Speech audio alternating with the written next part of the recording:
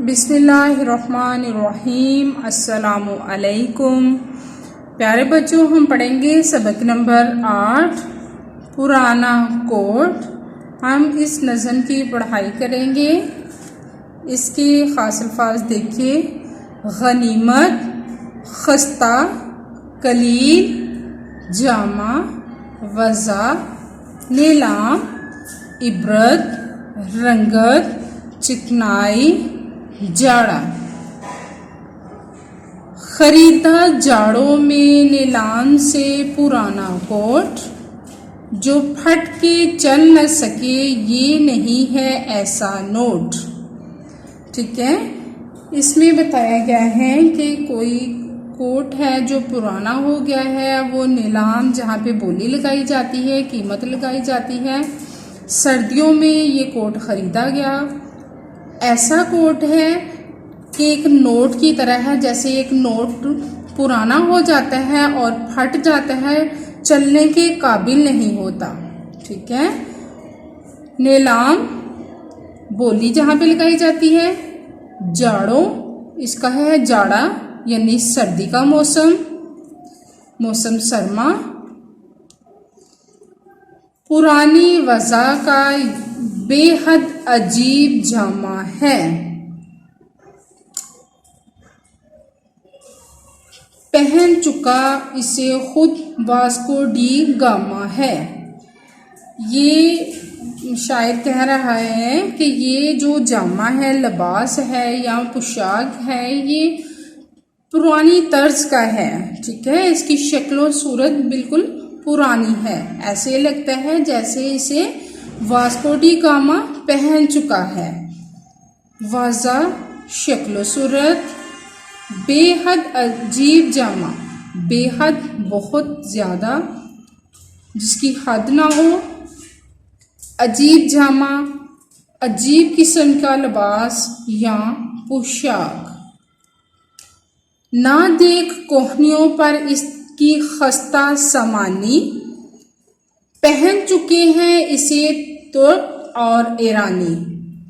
शायद कह रहा है कि इसकी कोहनियों से हालत ना देखो, इसकी खराब हालत जो है वो कोहनियों से ना देखो, यानी कोहनियों से ये घिस चुका है, फट चुका है। ऐसे लगता है जैसे इसे तुर्क और ईरानी यानी तुर्क के रहने वाले लोग, तुर्की के रहने वाले लोग और ईरान के रहने वाले लोग पहन चुके हैं। जगह जगह ये फिरा मिसले मार्को पोलो, ये कोट खस्ता समानी। ये कोट कोटों का लीडर है, इसकी जे बोलो। ये कोट मार्को पोलो की तरह जगह जगह फिरा है, मिसल जगह जगह फिरा है। ये कोट कोटों का लीडर है, यानी उनका सरदार है, लेके चलने वाला है। इसकी जे बोलो, इसकी यानी इसके लिए नारा लगाओ, शाबाश कहो। ठीक है, अल्फाज मायने देखिए। जाड़ा मौसमे सरमा, नीलाम बोली लगाना, वज़ा शक्ल सूरत, जामा पोशाक, खस्ता समानी खराब हालत, ईरानी ईरान के बाशिंदे, ईरान के रहने वाले लोग, तुर्की के बाशिंदे, तुर्की के रहने वाले, मिसल तरा मसाल, जे बोलना, फतह के नारे लगाना। प्यारे बच्चों,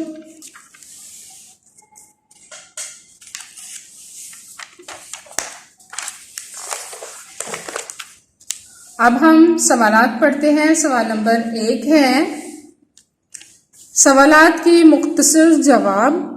सवाल है अलिफ, इस नज़म में कौन सी 2 तारीखी शख्सियात का जिक्र आया है? जवाब है, इस नज़म में 2 तारीखी शख्सियात मार्को पोलो और वास्को डी गामा का जिक्र आया है। सवाल बे है, कोट पर चकनाई के धब्बों का बायस क्या है? यानी कि कोट पर चकनाई के जो धब्बे हैं, इसकी क्या वजह है? जवाब है, कोट पर चकनाई के दब्बों का बायस ये है कि इस कोट को हलवाई भी पहन चुका है। सवाल नंबर 4, दर्ज झैल अल्फाज में से मुज़क्कर और मुअन्नस अलग करें। यहाँ पे तमाम अल्फाज लिखे गए हैं, देखिए इनको हमने अलग अलग करना है, यानी मुज़क्कर अल्फाज को अलग करना है और मुअन्नस को अलग करना है। पहले हम अल्फाज पढ़ते हैं। कोट, नोट, वज़ा, जामा, तारीख, वक्त, इबरत, आफताब, रंगत, चिकनाई, हलवाई।